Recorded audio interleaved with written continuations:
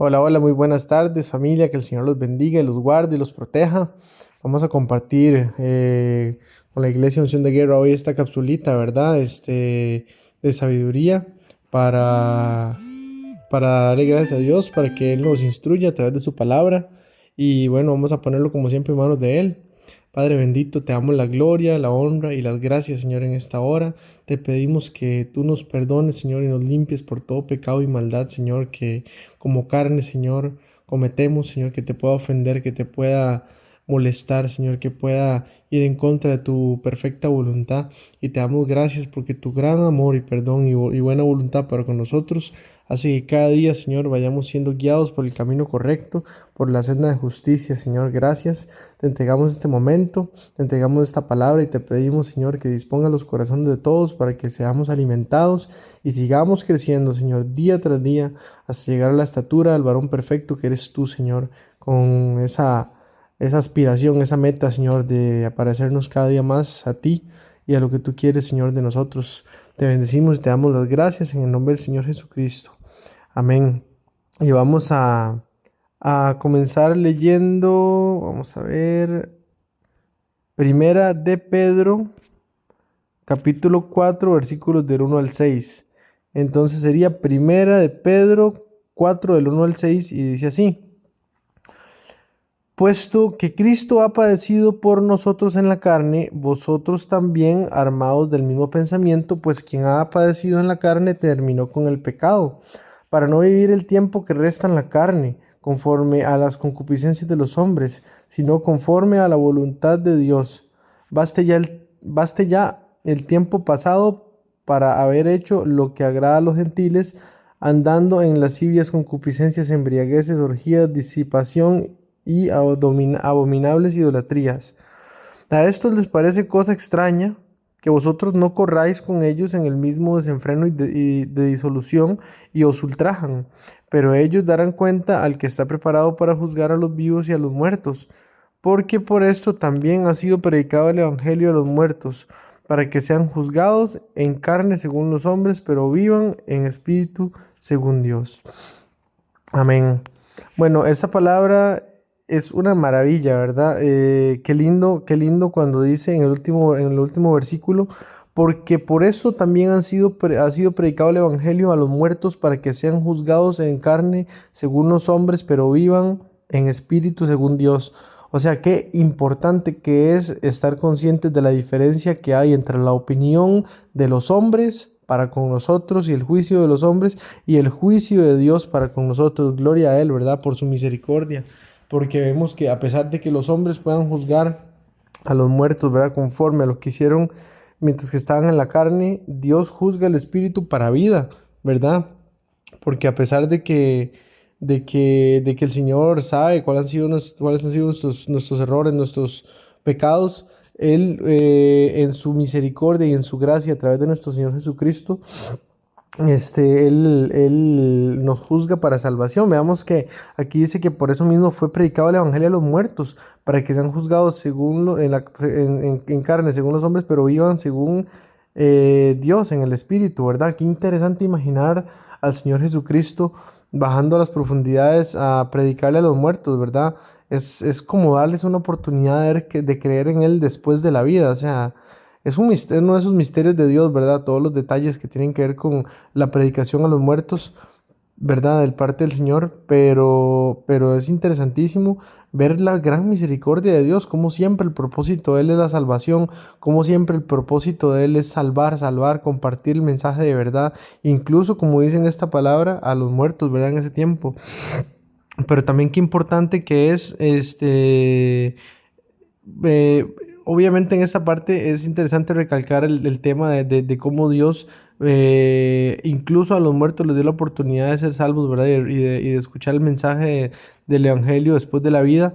Pero qué importante durante la vida, durante el tiempo que estamos aquí, lograr padecer contra la carne, ¿verdad? Beneficiar al espíritu, alimentar al espíritu, hacer crecer al espíritu, porque todo eso va a hacer bajar la carne y eso nos va a dar una mayor libertad y eso va a hacer que nuestro testimonio delante de las personas sea mejor.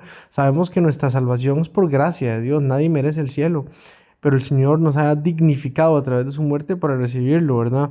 Pero qué lindo que es que nuestro amor por Dios llegue a ser lo suficiente para que nosotros tengamos el placer y el privilegio de padecer junto con el Señor, porque sí, está bien, hemos tomado nuestro tiempo, como dice esta palabra, para agradar al mundo, para hacer lo que al mundo le gusta, para seguir los mismos caminos de los demás, pero qué lindo que nos dé tiempo antes de que sea muy tarde en esta vida, experimentar lo que es padecer junto con nuestro Señor por el bien, ¿verdad? Y para eso también vamos a leer otra palabrita que es Primera de Corintios 2, del 12 al 16.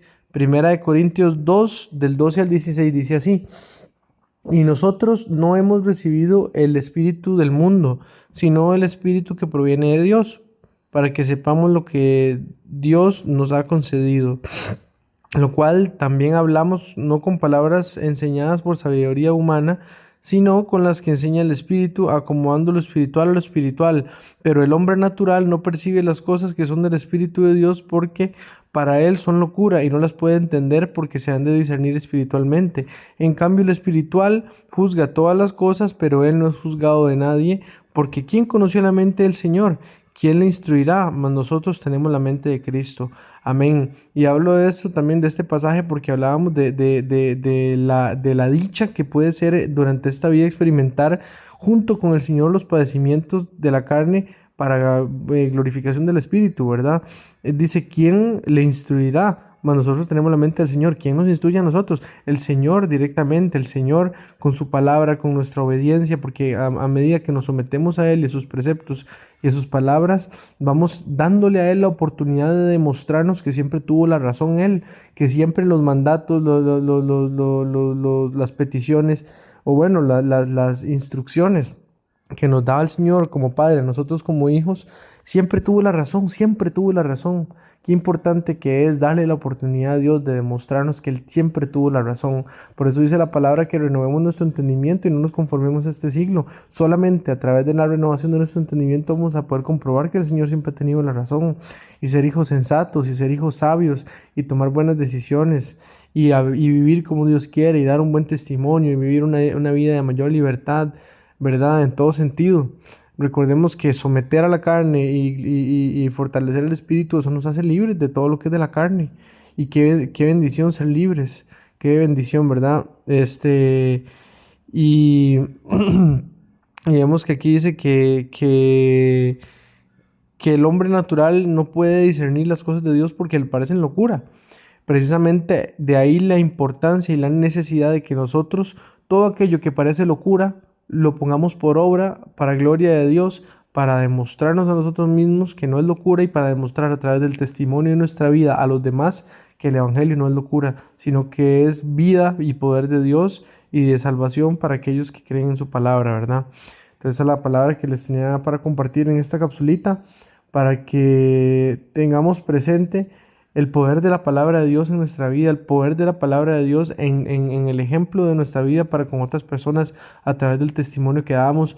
Volvámonos locos, como dice la palabra, ¿verdad? Al hombre natural le parece locura, seamos locos para el hombre natural, pero cuerdos para Cristo.